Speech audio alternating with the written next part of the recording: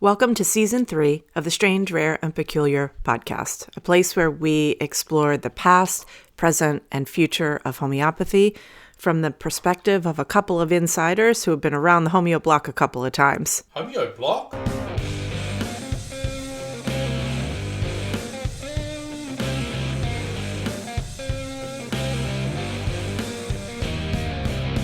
We are so excited that you're here today. Thank you. Thank you. I'm glad to be here. Oh my gosh, we have so many things to talk about. Yay. Yes. Okay, here's what I was thinking. I'll give you a rundown on the things I want to talk about. Because I know that, one of the main things we have to talk about is that the conference, the upcoming AIH Research Conference, which is so exciting, and we're going to talk lots about that. But I want people to know who you are because you're a force. Yeah. And so I wanted to start with the fact that when we at our gala at the IAH gathering in June, we honored three people honoring the past, the present, and the future of homeopathy. And it was unanimous by our board and the the gala committee that you were the person that represented the now in homeopathy. Like, you're that girl. You are that girl. You are all that in a bag of chips, sister. And so I just, I love the fact that you just do it. You just move through and you get stuff done. Yeah. So you've been involved in homeopathy for 100 years and And I'm only 47. Yeah. That's amazing. Yeah. Would you just give the little download, the story of how you started studying homeopathy when you were, basically in, When I was little? Yes. Yes. So my mom was introduced to homeopathy when I was about 5 years old. And that's a fun story. We won't go into the details of that, other than at the time she worked in a conventional healthcare clinic, and the woman had a UTI that was miraculously cleared.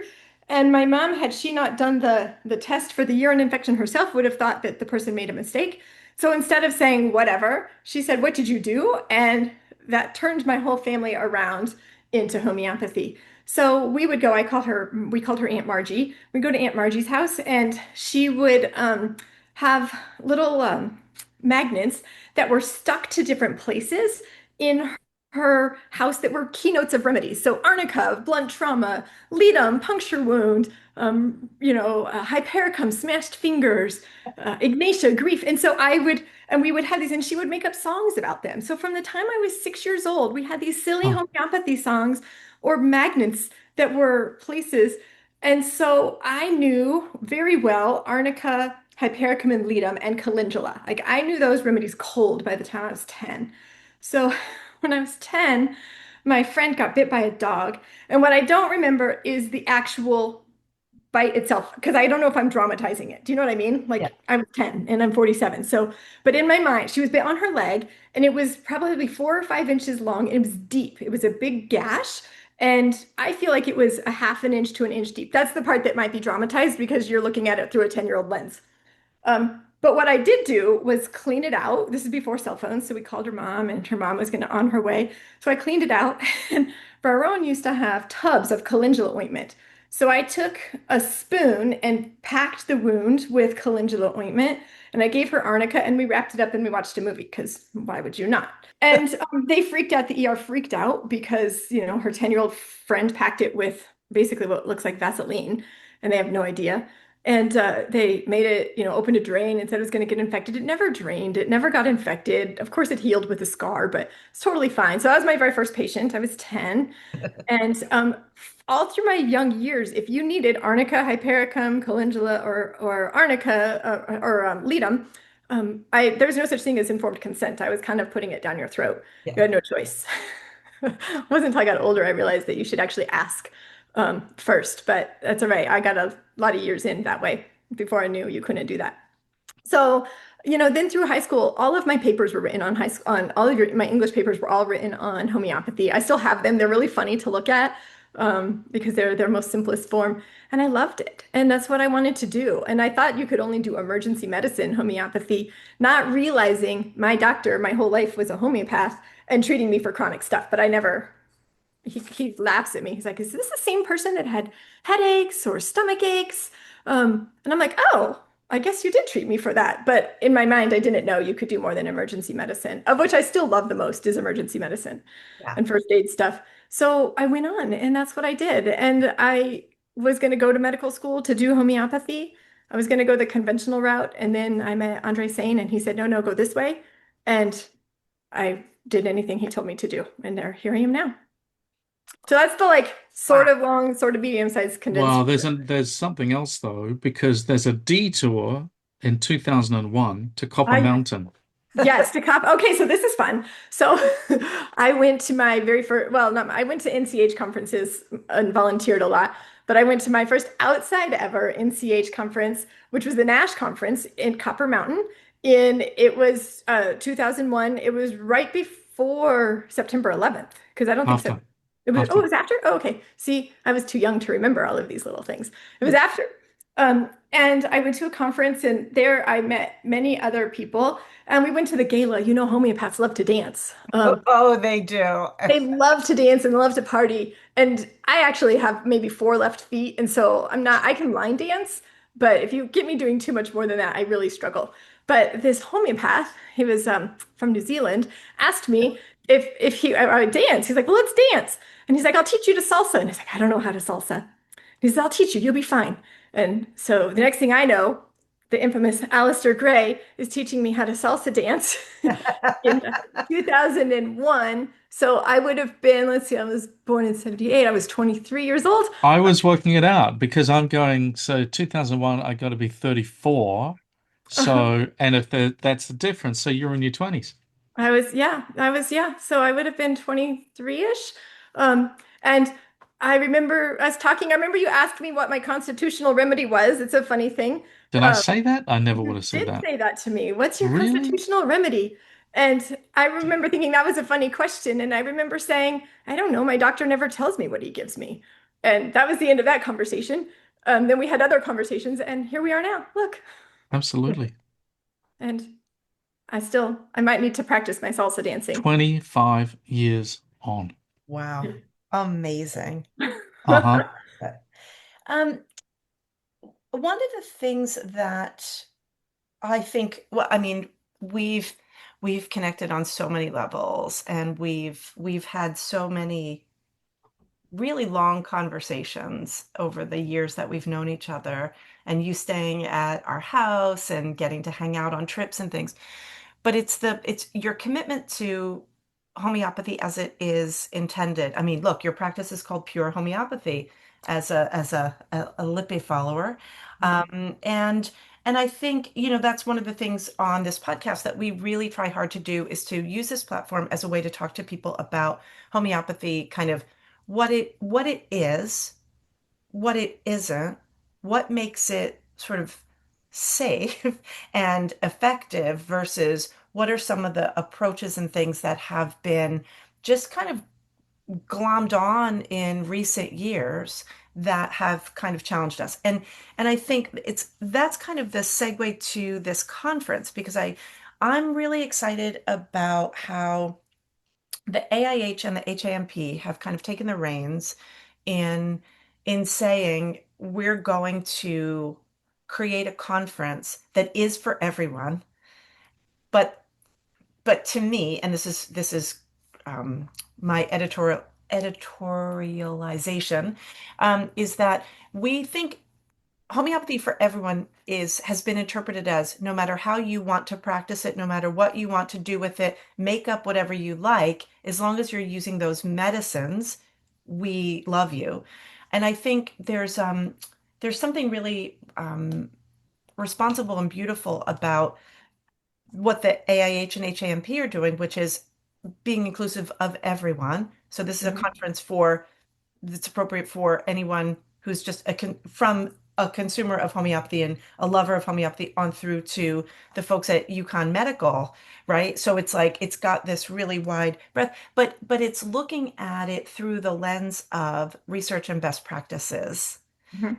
That is, can you talk a little bit about sort of like, was that easy to get to? Was it a natural landing place? Like, what was, how do you sort of see as, oh, by the way, did we mention that Lisa is president of the AIH? I might not have mentioned it. If I did, it's worth saying twice. But, you've now got the gavel. We're going to talk about the gavel in a little bit, but you've got this platform, sort of how, I don't know. Talk to me about this, like how you're positioning it, the conference and everything. Yeah, well, that's a loaded question. There's a lot. It's not been easy, is reality. And we are being inclusive. And there was a big debate and a lot of conversation around that. And I landed on we can be very inclusive, but we're very exclusive of how we practice homeopathy and what we're putting out there. Anyone can come, but here are our rules of what we're doing. And so some people get a little caught off on that because we're not going um, to let just anything, with the name of homeopathy come. Remember, homeopathy is more scientific than almost anything else. We take a single substance, a healthy person takes it to understand what happens when the healthy person takes it. Now, when we see someone sick, we give them that single medicine and we ask ourselves that scientific question. Will this medicine stimulate their body to heal based on these parameters? Yes or no? If yes, we've got the right medicine. If no, then it's not. So the science, that's the scientific simplicity of homeopathy, of what we're doing. If you fall in that category and you're giving a remedy that we know the indications to a sick person, then it's great. So many people have forgotten the science part of it, and they've said, let's give 5 remedies at a time, or let's give a remedy in, this remedy today, this remedy tomorrow, this remedy tomorrow, forgetting that science piece. Once we lose that science piece, we lose homeopathy. And the reason I say that so strongly is because we do have this thing that our medicines are diluted down. We have found over 200 years that they're diluted down into smaller amounts. It wasn't always that way. Hahnemann's original work was not diluted down. That was found over time. But because that is, we have to stay strong in this variable and leave all speculation out. The second I start saying, maybe we do this, this, this, and this, I've lost that scientific ground and we have lost all credibility in the healthcare field, period. So anybody that goes outside of that to me might be their work could be useful. I don't know. I'm not evaluating it. I don't have time to go and evaluate all these things. I have time to do my job and what I'm doing here, but it doesn't fall within pure homeopathy. And I'm very, very, very passionate about protecting homeopathy as it stands, which leads to this conference because if we can reflect the scientific nature of how this is working, which we're doing in parts of that, now we can expand out the science piece a little bit more and these best practices. We can know where our rules are of what we do. And when we stay with them, homeopathy is not going to fail. As soon as we go outside of that, homeopathy fails. And it creates all kinds of chaos and confusion that happens not just within our own homeopathic communities, but the consumer group, the larger medical group, everybody at large, right? Yep. I don't know if I answered your question or if I went off on a little tailspin No, somewhere. actually, you totally did. You grounded it because this is the thing that we talk about all the time on here is sort of how do we kind of get this point across that like homeopathy, it's a thing. It's this complete system of medicine, and a complete system of medicine has, it has its scientific basis, it has its therapeutics, it has its history, it has its, its ways that it can be measured for its effectiveness. And I think one of the things that is important to me because like we sit in the chair all day teaching, right? And so we get all the students who are wanting to sort of understand, like, let me say this a different way. So when we talk about science, people think about science as kind of being cold, like it's a lab coat in a beaker. And people think about homeopathy as warm and fuzzy, right? Because it's this interpersonal connection.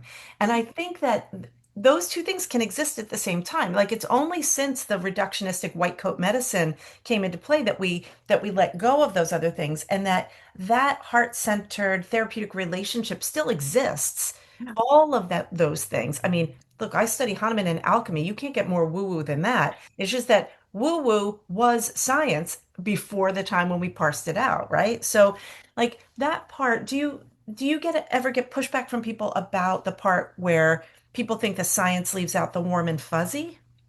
Do you know what I Um, mean?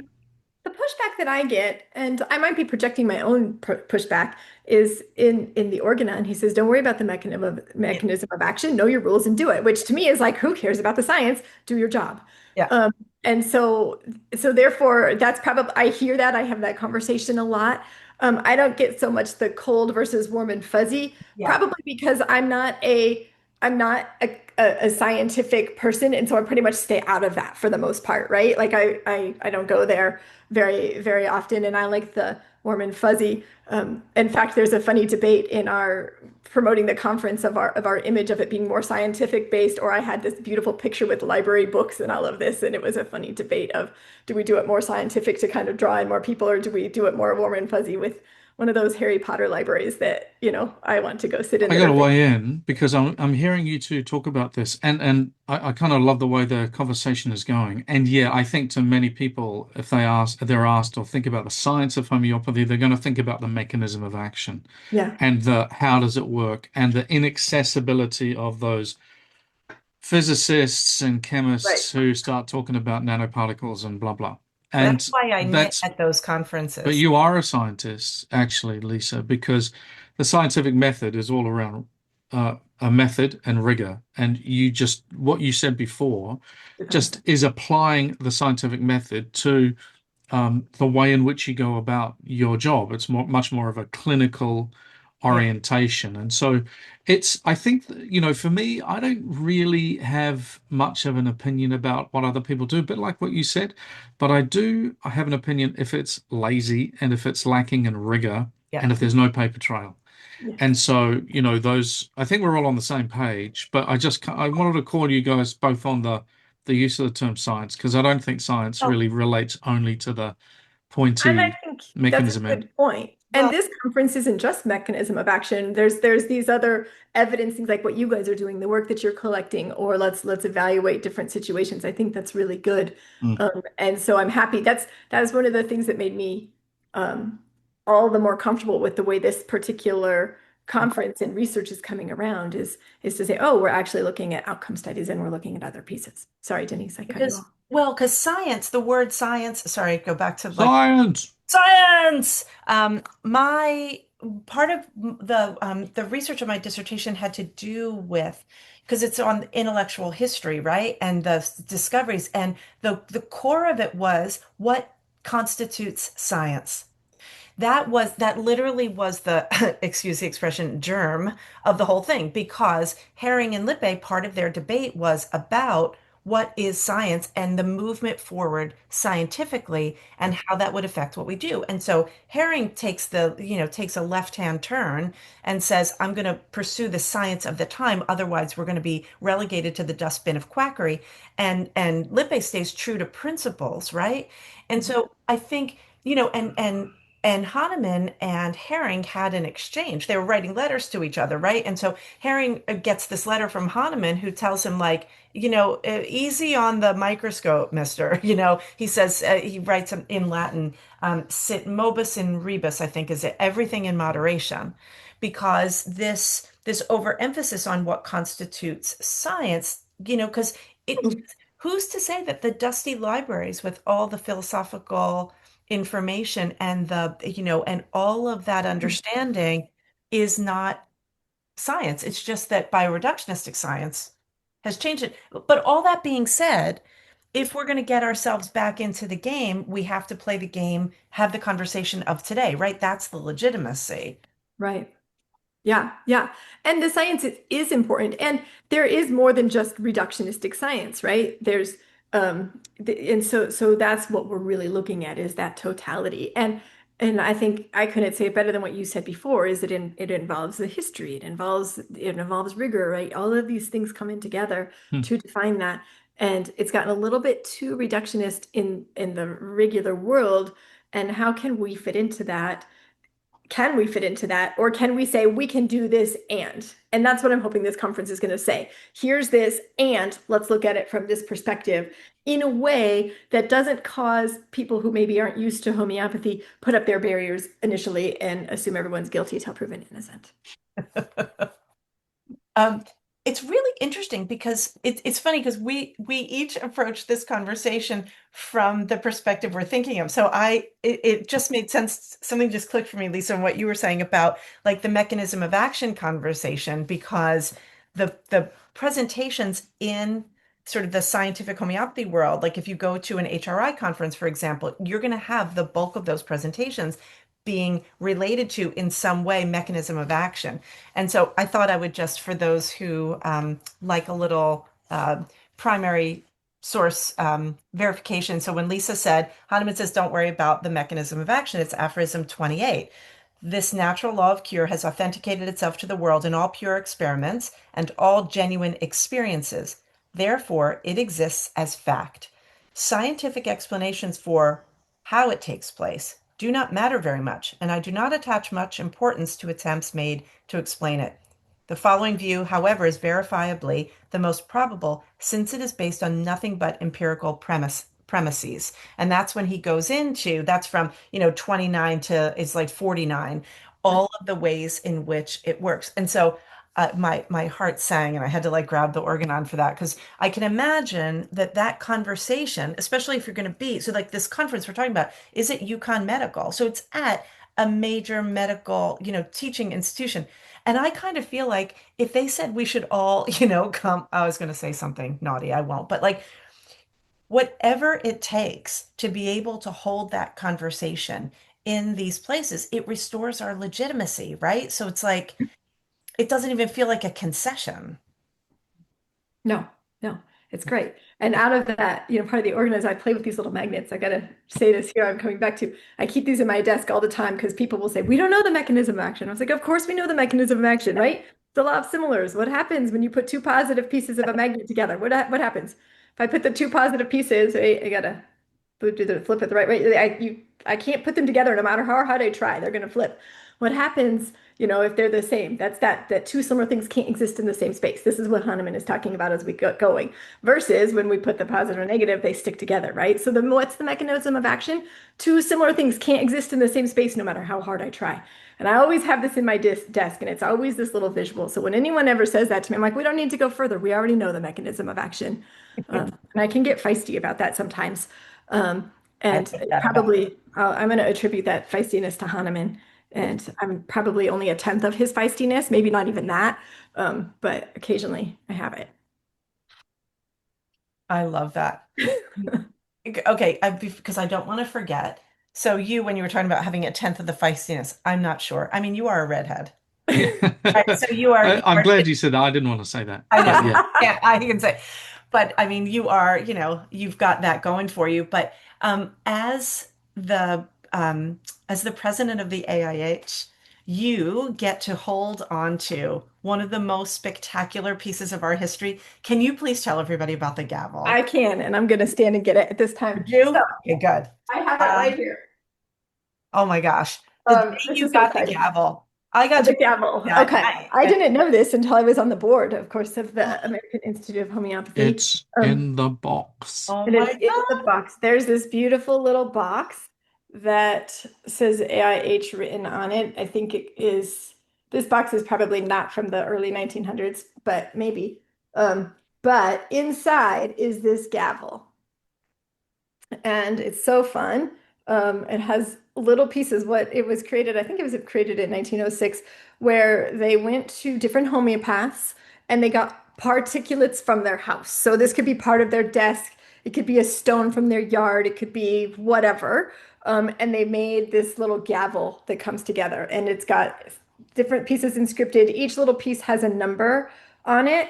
And then in this number I have this paper that was written that talks about the history of the gavel, and there's numbers, and you might see, let me open this very carefully. These papers are very thin and old. So my like number 28 is from E.H. Blake, MD, from Houston, Texas. Um, the pestle handle contributed by R.C. Smallwood. And so they took homeopaths all from the United States to create this, and it was given as a gift to the American Institute of Homeopathy.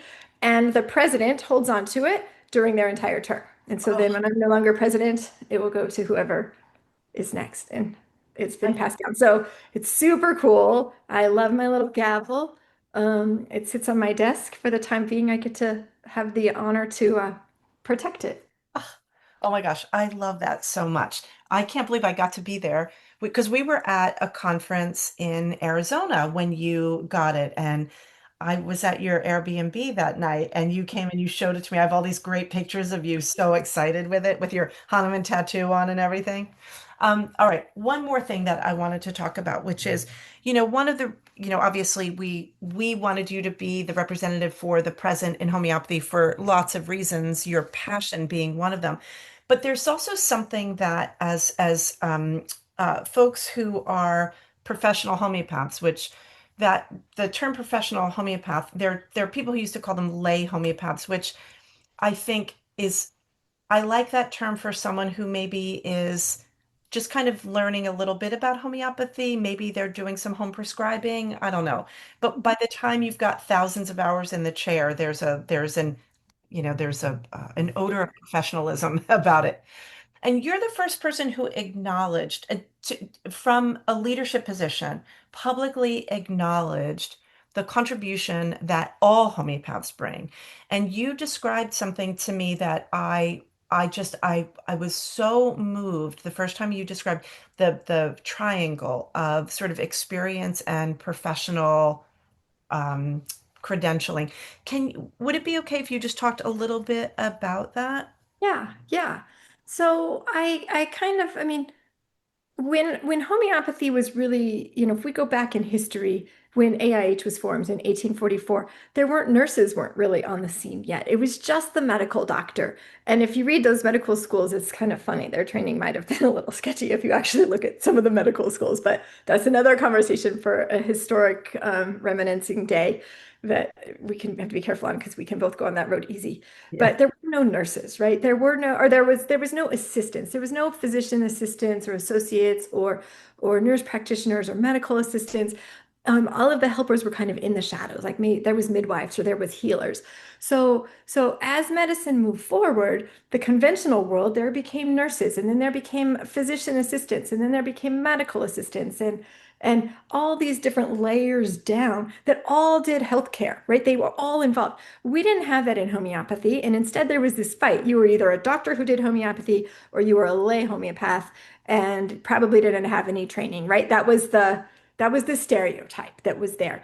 And then there became a big training to begin to train the professional homeopath, especially when it was taken out of medical schools.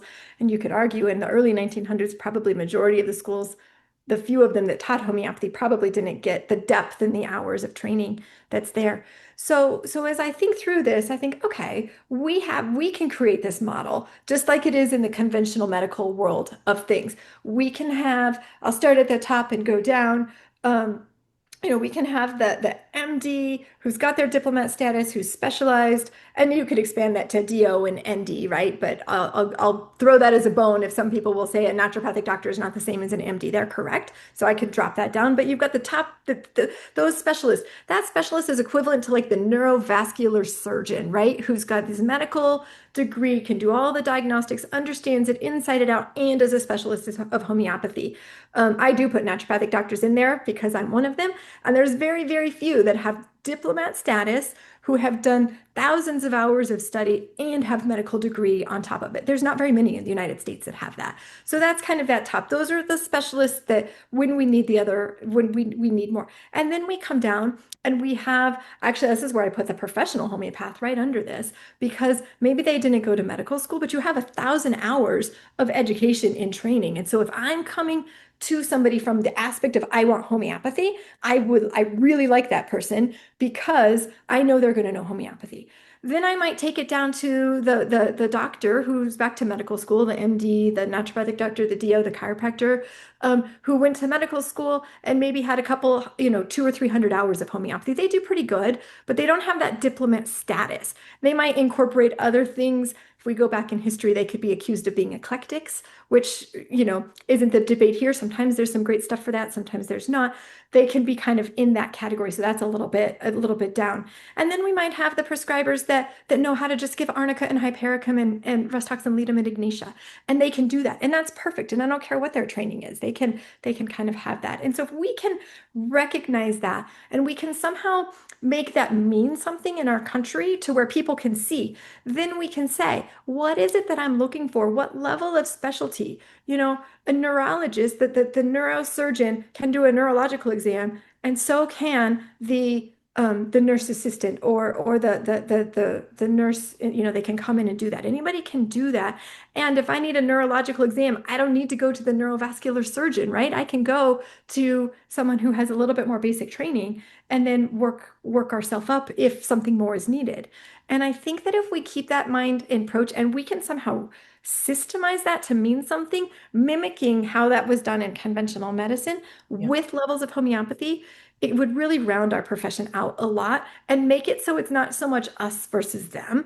Like until we run out of sick people, we do not need to be afraid of what we're doing. The day that we get short on sick people, I might become aggressive, but I don't think that's going to happen in my lifetime, or my children's. And so that's kind of my vision for that. Oh my God. Okay, so I'm going to say back to you what I heard because it's so meaningful and gigantic that I want to make sure everybody gets what you're saying. Because, so like last year, actually, I'll preface it with a funny little story, which is you presented Al and I, you surprised us with our honorary AIH membership, which I like will never even believe happened. And of course, I was so excited, I hugged you and crushed the paper because I didn't even, right? But it, there is a way in which under not just I mean your leadership, yes, but your courage to have the conversation that people don't want to have. And I think as a naturopath, as a woman in leadership, you've already got like a thicker skin to have the hard conversations and to say what maybe people don't want to hear, which is you can, as a professional homeopath, actually do work as good as others who have medical training. And of course, for us, from our position as educators, we want to make sure that we're coming in the other side and giving as much education in the medical sciences as we can. And knowing that we've got these two-way streets where people can refer up and also, I don't want to say refer down, but like that we all recognize that there are ways in which homeopathy can be practiced at different levels, right? And so the sort of acknowledgement of that is what really stands out to me. Like there's a way that you open the door to have the conversation that wasn't being had before. And so I'm like, I'm all about that. So thanks. All right. Last thing, we have 7 minutes. This conference is going to be amazing. And you guys have done so many things like making it affordable, Mhm. accessible, getting CEs and CEUs. Can you just give us like all the reasons why everybody is listening needs to come to this conference? Oh, well, it's huge. And Yeah. I will, so the first reason is we need to know this information. People ask us all the time, is this a legitimate profession? We are having a major conference at a major medical school. Is this reputable? I don't know. I'm pretty sure if just any Joe Blow called University of Connecticut or called Colorado University School of Medicine, which is where I'm at, and said, "Hey, do you think I can host a conference here?" They're going to say no. So the door is open. So number one reason we need to know this, our patients need to know this, and we need to stand up and show that we are here. That's the number one reason. And it's strong, powerful piece. And we need to show up with our, ready to communicate and not over push someone, right? We don't want to be the person that's like in your face and making you say uncle. We want to stand tall, we want to be graceful, we want to show what we're doing, we want to reflect what our practice is like, reflect our professionalism. And we have the opportunity to do that when a whole lot of people are looking. Some people interested, some people super skeptical, and some people just wondering. And I am a person where everyone is guilty till proven innocent. And so we're going into this place where a lot of us are going to be guilty till proven innocent. So that doesn't mean we come in and beat them down, right? That means that we act gracefully, we speak with confidence, and we show what we have because it should speak for itself. That's why we should be there. Because it's incredible. And we've put a lot of work into it. We wanted people to be here. We made it affordable. We want the students. If you're having trouble getting there, reach out to one of us. We can figure something out.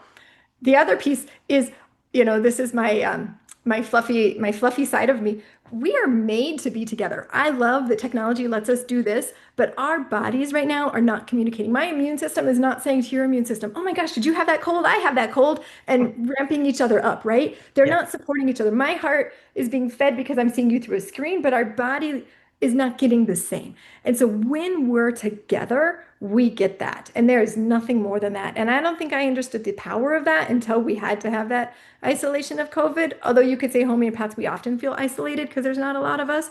But this is a time for us to be together. And that fuels us and gives us the energy to go back and continue to do our work at home until we come back and meet again. And so personally, that's what I get out of this is I get my cup filled so I can go back and keep working. Oh, I love One it. of the true extroverts in homeopathy. It's true. One of the few ones, actually. Who, me? Yes. Yeah, absolutely.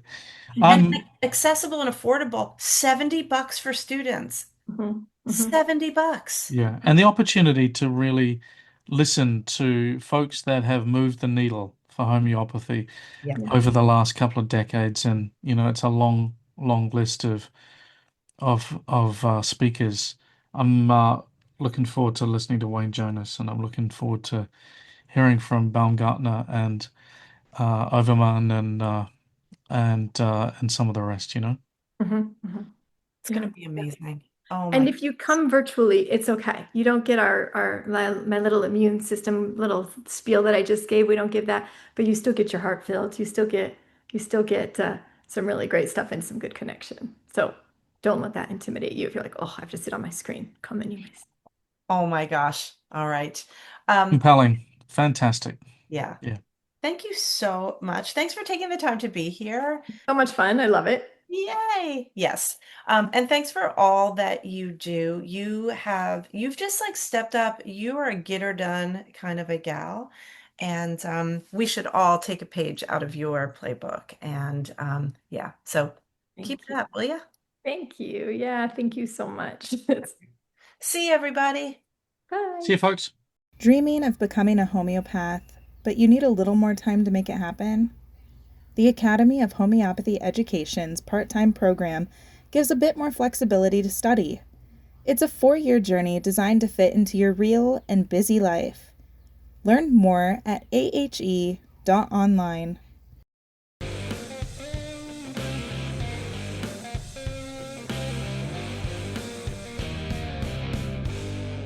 You know about arnica. You've helped with a cough before. But what happens when your go-to remedies stop working? When symptoms move, change shape, or just don't make sense anymore? That's when it's time to get help from someone trained. At Homeopathy Help Now, you get real homeopathic care with student practitioners supervised by certified professionals. It's thoughtful, safe, and affordable. Visit homeopathyhelpnow.com to request a consultation today.